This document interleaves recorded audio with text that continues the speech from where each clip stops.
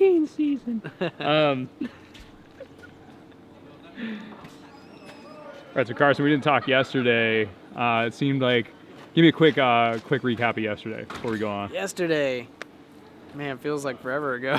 These days are so long, blurring together. No, it was a good one. I mean, it was interesting. Long story short, I ended up flatting yesterday and like lost a good chunk of time, probably 4 or 5 minutes on the leaders.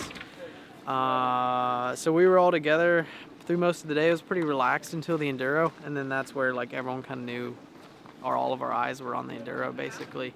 And I went for it. I knew I had to, and I flatted about 3/4 of the way down it. But with the cush core, I could kind of like hobbled into the, somebody was standing there and was like, "You got like 100 yards left." And I was like, at this point, I have to get across the line and hope I can get some bonus seconds because I'm gonna have to get off and fix it. So I got through, ended up barely getting it, a couple seconds or something, which helped me. But then I spent probably 5 minutes on the side just trying to fix it and getting the tires plugged. And after that, it was a slow chase back. So. But that was yesterday. So you're third in the GC? Yeah, that dropped me to third, and then I think I'm still third today. But after today definitely shook things up with the weather. Who's behind you, Gordon? Yeah, Okay. Gordon. Do you have a good gap on him? Yeah. Okay. Yeah. So. Any chance of catching up to Carey? Actually, I don't even know what happened with the GC today with those guys. So. Yeah, today was. Yeah, so talk about that. So into today was a lot, man.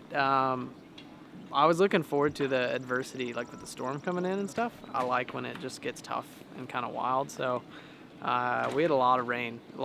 About, I don't know, maybe an hour in it started. And the rocks were just treacherous. And Carey and I are both pretty comfortable in that type of situation. So we got on the front and sort of pushed it and put some pressure. And Caleb kind of popped off a little. And, we didn't really attack him, but we just used that sort of mistake and that gap to just capitalize on it and pushed it up to Tussey Ridge, and then we were on that for, like hours, but traversing across the ridge and put in a good time down the enduro. And yeah, then Carey and I just kind of worked together to push the pace until the finish, and I was able to get a leg up on him and take the win today by a few seconds. Was it kind of an arrangement where if you're a little bit out of the GC and he's more in contention, so you took the win? Yeah. Was it kind of like I don't know. Once we got to the road, it was kind of like, all right, we helped each other up enough here. Like at this point, I was like, I kind of made a noise like, okay, and stood up and kind of made an effort. So, so I what was wanted the to gap get with Caleb at the end?